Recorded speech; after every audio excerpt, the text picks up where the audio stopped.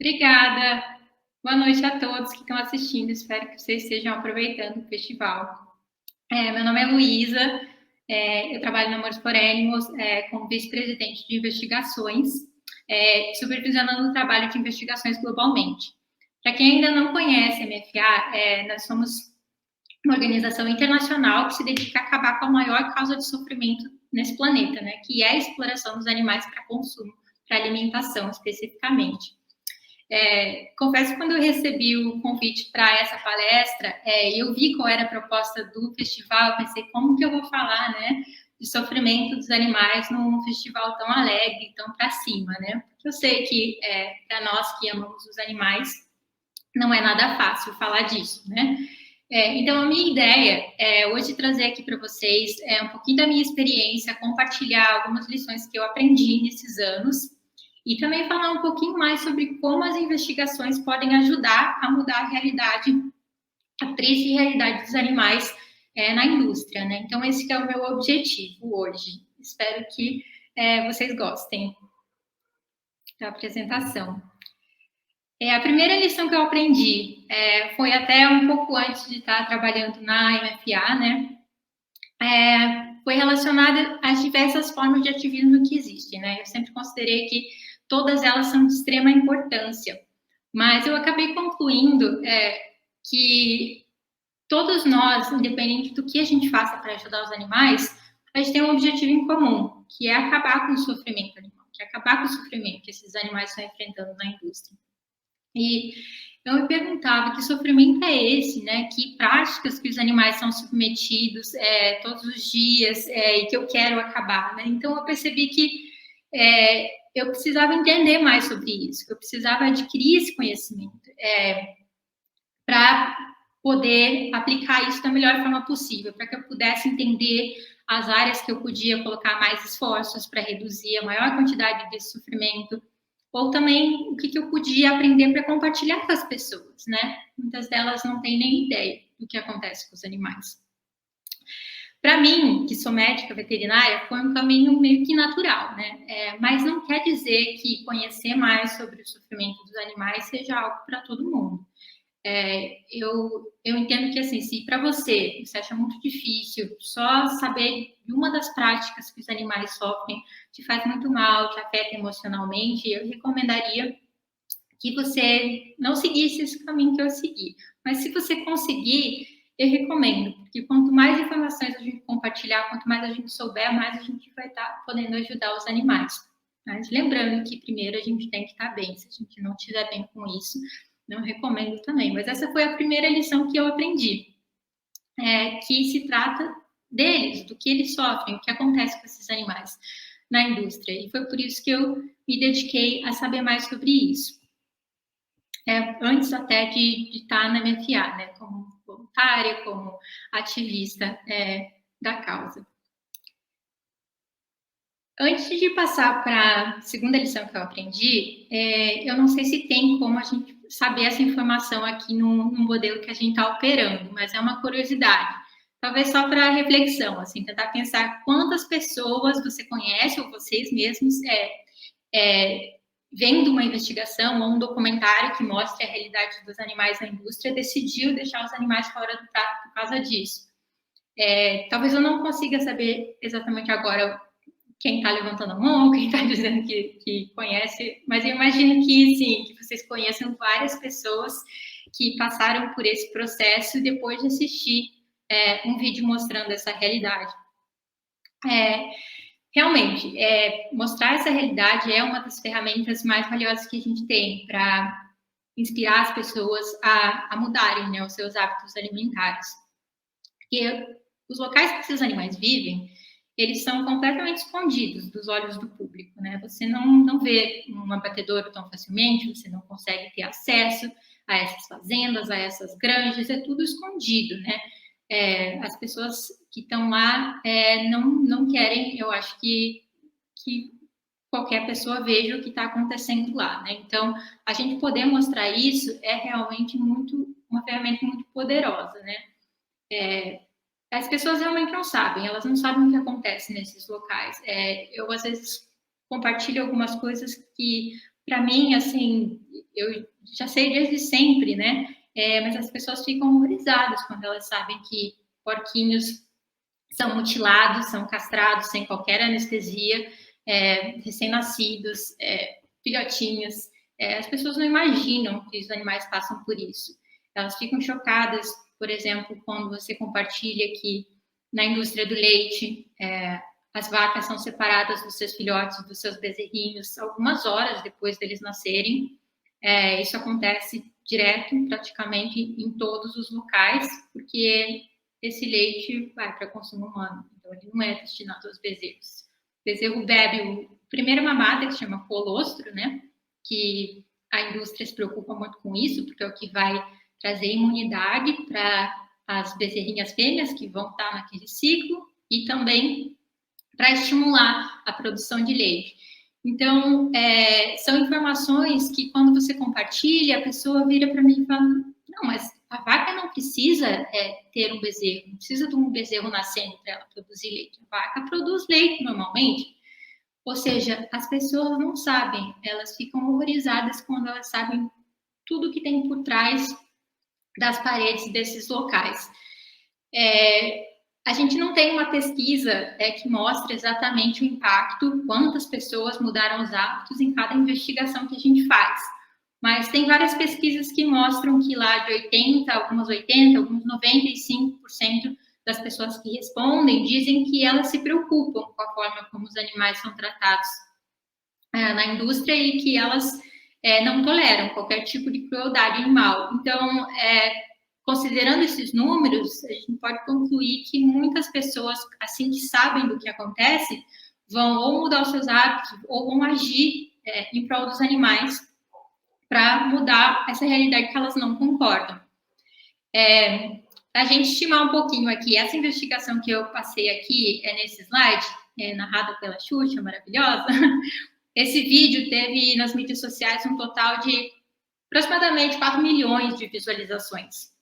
Então, se a gente estimar lá um número muito baixo, que 5% das pessoas que assistiram esse vídeo decidiram mudar alguma coisa nos seus hábitos em prol dos animais, ou decidiram assinar uma petição, pedir algo para os animais, eu sou muito ruim em matemática, mas eu imagino que só 5% de 4 milhões é um número bem grande.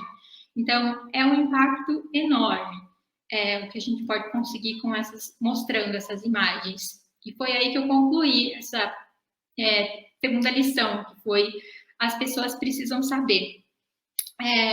E eu cheguei a esse insight tão importante, assim, de que as pessoas precisam ver o que está acontecendo, não foi na MFA, foi antes disso, foi trabalhando como fiscal veterinário. Eu trabalhei por muitos anos como fiscal veterinária, então eu inspecionava diversos locais, incluindo centenas de abatedouros, e em um deles, uma situação me marcou muito.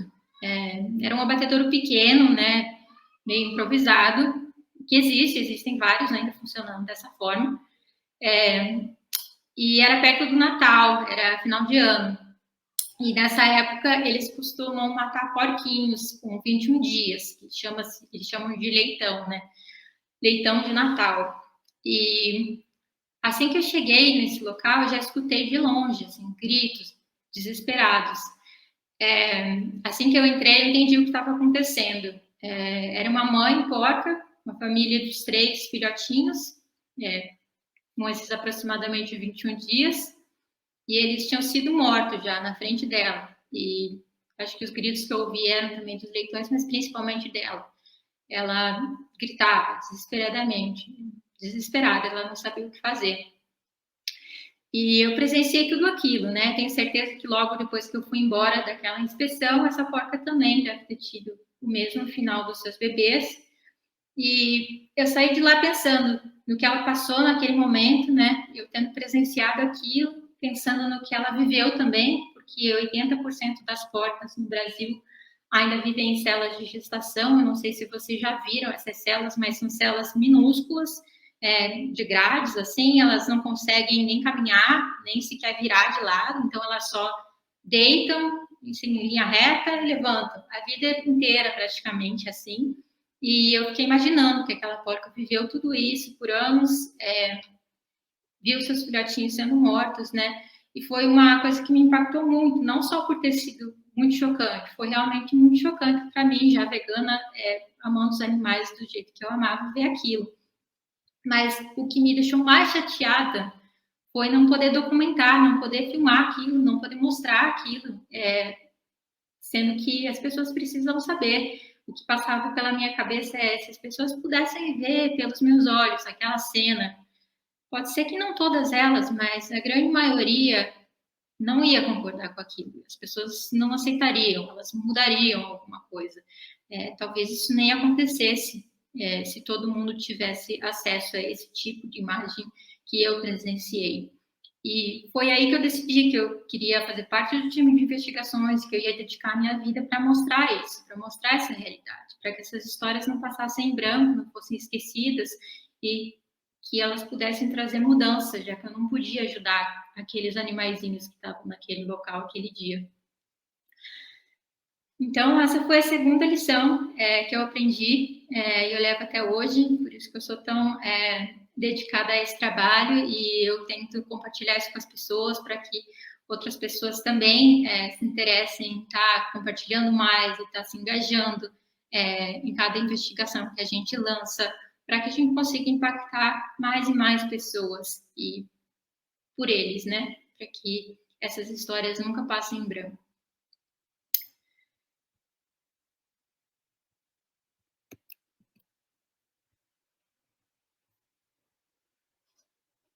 Eu não sei como que eu tiro isso aqui do slide, vocês me desculpem. Bom, a lição número 3 foi quando eu realmente podia filmar aquele sofrimento, eu podia expor o que estava acontecendo naqueles locais. Eu percebi que não era tão simples, que não era só isso, não era só estar filmando e colocar um vídeo no YouTube, não era assim tão simples. Eu percebi na MFA que tem todo um trabalho a ser feito para que a gente possa causar mudança. Então, a gente tem que pensar na forma que a gente passa essa mensagem para que as pessoas se sintam inspiradas e não julgadas. Então, tem diversas mensagens que a gente pode passar quando a gente mostra esse sofrimento e também diversas coisas que a gente pode tirar disso, né? Seja ter caminhos mais fáceis para as pessoas fazerem mudanças individuais, seja, depois eu falo mais para frente, pedir a instituições, né? Seja o governo, empresas, para que façam algo para mudar essa realidade que a gente documenta. Então, ficou muito claro para mim que é também preciso causar mudança. E isso a gente percebe, assim, de forma muito... eu diria que é muito difícil para a gente que faz o trabalho de investigações fazer esse trabalho sem pensar em preciso causar mudança. Isso por quê? Porque a gente não pode salvar aqueles animais que a gente está vendo naquele momento.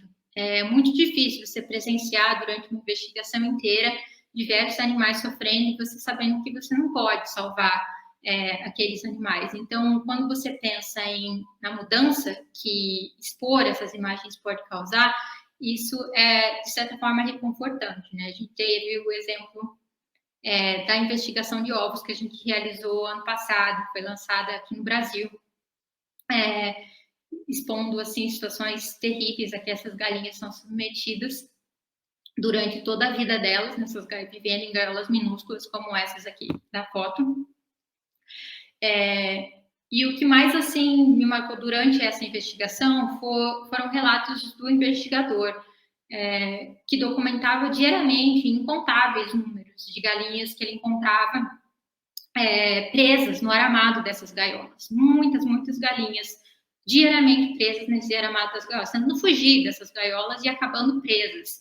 E a maioria delas ele encontrava muito machucadas ou até já mortas. Então, uma situação muito difícil para ele, né? E para a gente acompanhando isso diariamente. E uma coisa que foi muito marcante foi que ele dizia que ele fazia carinho em todas elas, já vendo que elas iam morrer, ele, assim que podia, ele conseguia, sempre que ele conseguisse, ele tentava fazer carinho nessas aves, né? E eu fiquei pensando, realmente essa é a única forma de compaixão que esses animais tiveram durante toda a vida, né? E por aquelas galinhas, a única coisa que ele podia fazer era isso, era dar o conforto que ele podia naquele momento, né, nos últimos minutos delas. E eu sempre tentava passar isso para ele, que eu, na minha posição, faria de tudo para que a gente causasse mudança, não para aqueles animais, talvez, a gente não conseguisse mesmo, mas que tem outras milhões de galinhas na mesma situação e que a gente faria de tudo para acabar com essas gaiolas, reduzir esse sofrimento. E, mais importante, é inspirar as pessoas a mudarem os seus hábitos. Eu não sei se vocês conversam sobre isso com familiares, amigos, mas a minha própria família ficou horrorizada em saber que as galinhas vivem em gaiolas. Elas não sabiam até assistirem a essa investigação. E acredito que esse é o pensamento de muitas pessoas que receberam e assistiram a esse vídeo. Não sabiam que era assim, não que a gaiola seja o único sofrimento, tem muito sofrimento na indústria de ovos, e que essas pessoas, sabendo disso, acredito que muitas delas, pelo menos alguns familiares que eu compartilhei, não consomem mais ovos. Então, tem muito que a gente possa fazer, mas é importante que a gente sempre pense em estar causando mudança quando a gente lança uma investigação. Então, eu coloquei aqui alguns passos que eu concluí que são importantes e que não só a MFA pode fazer, eu posso fazer, mas todos nós, a gente pode fazer para ajudar os animais através dessa ferramenta tão importante e que a gente se dedica tanto, né? Os investigadores vivem isso, presenciam isso, para tornar possível que as pessoas vejam o que está acontecendo por trás das paredes dessas fazendas e abatedouros.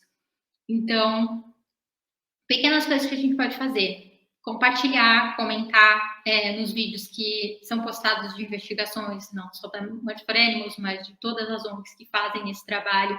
Isso ajuda muito. Eu sei que algumas pessoas não conseguem assistir o vídeo e tudo bem, vocês compartilham de olho fechado, expõe, mas compartilhem, porque isso ajuda muito. O engajamento que a gente tem depende de compartilhamentos e comentários nas mídias sociais, assim a gente consegue alcançar um número maior de pessoas. E outra coisa que é importante, é fundamental, na verdade, como eu falei, a maneira como a gente apresenta esse conteúdo. Então, não só a maneira, mas a quantidade, né? Às vezes a gente quer tanto mostrar o que acontece, porque realmente a gente vê aquilo e é um absurdo, e a gente quer que as pessoas também saibam, e quando a gente vai ver, às vezes o nosso feed está só posts de crueldade, um seguido do outro. E isso pode causar uma sobrecarga, né? As pessoas podem...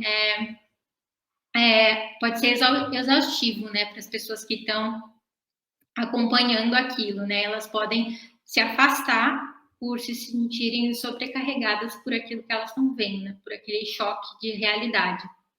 Então, a quantidade e também como, né? A mensagem que a gente vai passar. É muito importante a gente nunca usar mensagens julgadoras. O que são mensagens julgadoras? São qualquer tipo de mensagem que a pessoa vai entender que aquilo é culpa dela. E a culpa não é dela, a culpa é da indústria. A indústria que faz isso com os animais. A pessoa que está consumindo, ela muitas vezes nem sabe o que está por trás disso, né? Então, ela não pode se sentir julgada, ela tem que se sentir inspirada da forma que ela vai ser a mudança. Porque sim, pelas escolhas dela, ela pode causar mudança. Não é ela que está fazendo aquilo com o animal, é a indústria.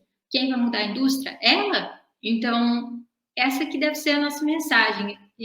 Quando eu digo deve, é o que é mais efetivo. Assim, tem diversos estudos, algumas pesquisas que mostram isso, e a conclusão é que uma mensagem não julgadora, uma mensagem inclusiva e motivadora, acompanhada do como. O como é o que eu posso fazer para mudar. Então, como é, por exemplo, compartilhar em seguida uma receita vegana ou auxiliar aquela pessoa em como que ela vai achar, substituir, por exemplo, o ovo, ou aquele suporte do como que eu vou fazer essa transição? Não quero mais consumir ovo, mas como que eu faço isso?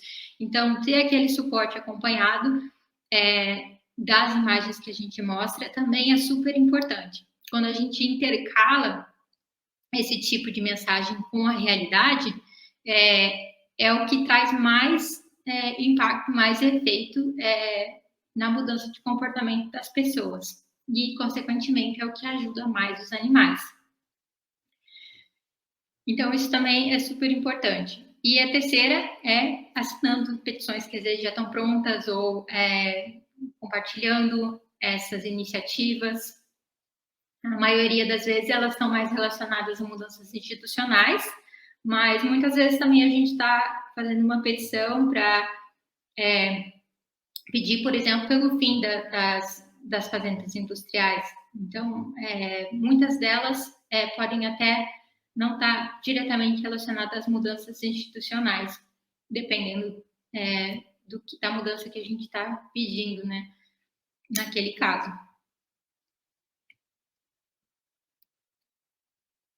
E como eu estava já entrando nesse tema aqui, essas mudanças são inspirar compaixão nas escolhas alimentares individuais, e é aqui que eu acho que a gente pode colocar mais esforços como ativistas, ao meu ver, porque cada um de nós pode ser um multiplicador daquela mensagem e inspirar mais e mais pessoas à nossa volta.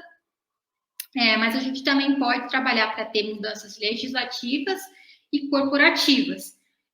São 3 pilares, né? Não adianta a gente mudar só um e não ter uma legislação protegendo os animais suficiente e tendo certeza que aquilo que as pessoas querem aconteça.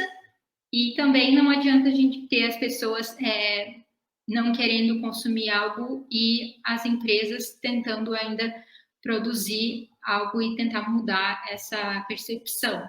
Então, a gente precisa atuar nesses três pilares. E aqui são as mudanças que a gente quer, como eu falei, né? Não adianta a gente fazer investigações sem ter uma mudança concreta vindo delas.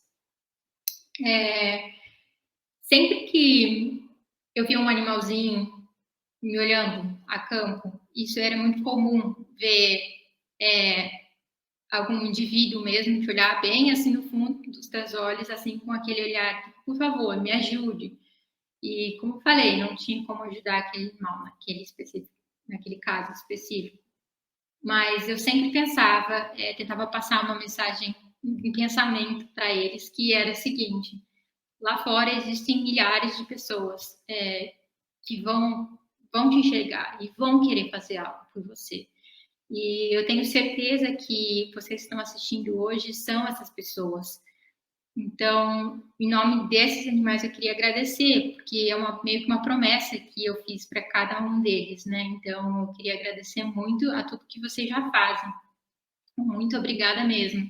Que cada um de nós é um desses agentes de mudança. Nós somos os agentes de mudança. Não adianta meu time, a gente está lançando uma investigação sem ter alguém para compartilhar, para comentar com os amigos, com familiares, para inspirar a mudança, para assinar uma petição pedindo por uma lei que vai proibir essas células de gestação, por exemplo.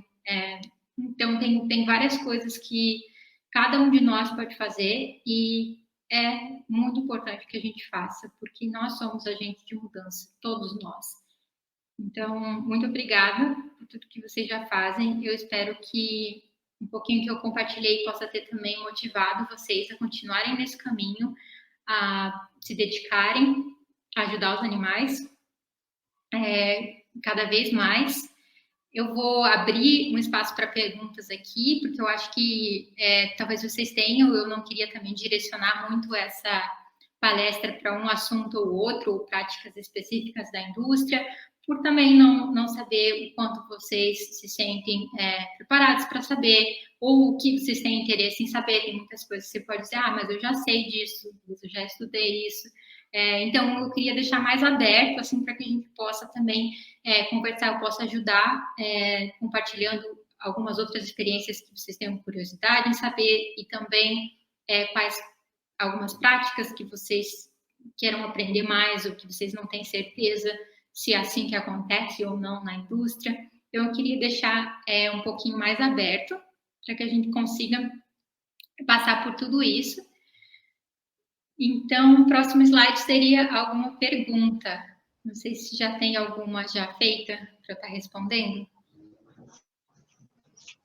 Luísa, a Adi, ela levantou a questão se as pessoas que trabalham nessas indústrias, elas têm noção da crueldade que está acontecendo ali.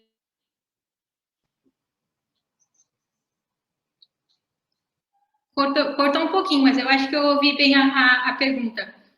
E é uma ótima pergunta, porque eu, como médica veterinária, passei meu curso inteiro não sendo vegana, vendo situações horríveis e não tendo aquele clique, não conseguindo enxergar os animais pelo que eles realmente são, seres sencientes. Então, eu acho que é muito do ambiente que a gente está,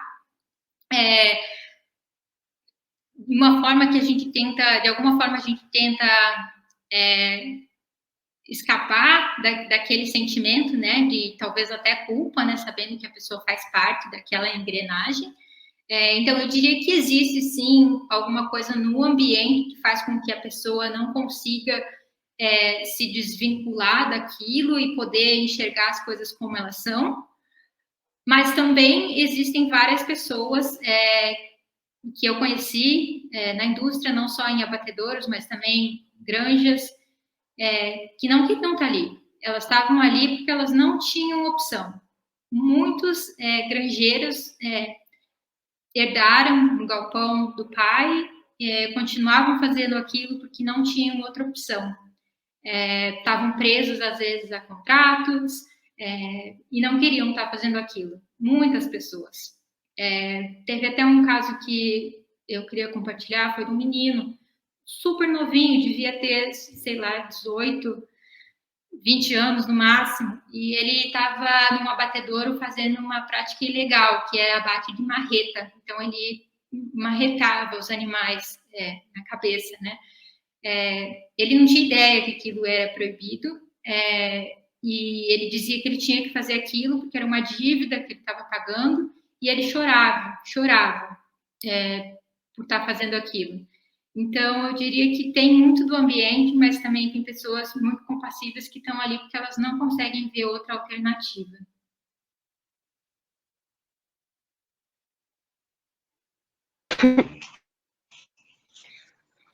Luísa, o Fernando também ele trouxe a questão que ele mostrou já filmes para a irmã dele sobre as crueldades, a realidade, o que acontece na indústria, e ela ainda não mudou de ideia. E o que você acha que podia dar de dica para ele, para ajudar quem quer mudar a visão das pessoas? Vai muito também da forma como a gente coloca, né? Então, aquelas dicas que eu compartilhei no início, né? Ser uma coisa mais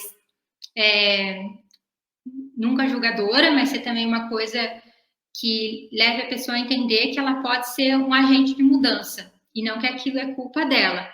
Eu não sei se é esse o caso, Fernando, eu acredito que não.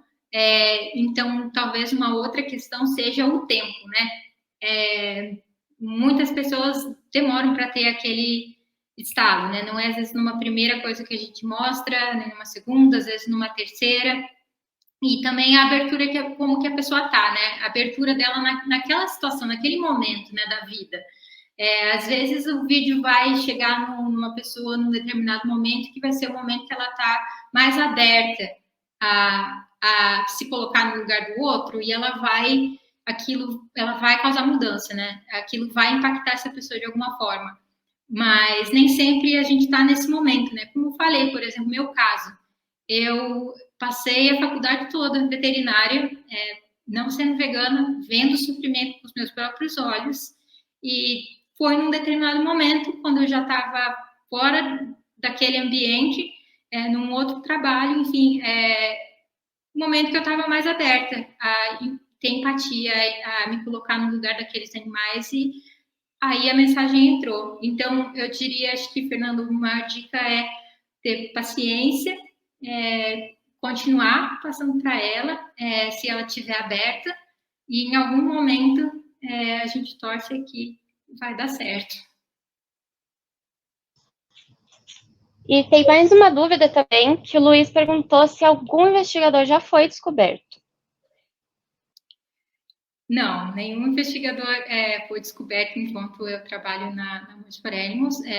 A nossa principal preocupação é a segurança dos investigadores, né? Então, a gente tem todo um trabalho para que eles estejam sempre protegidos, né? E nunca passem por um risco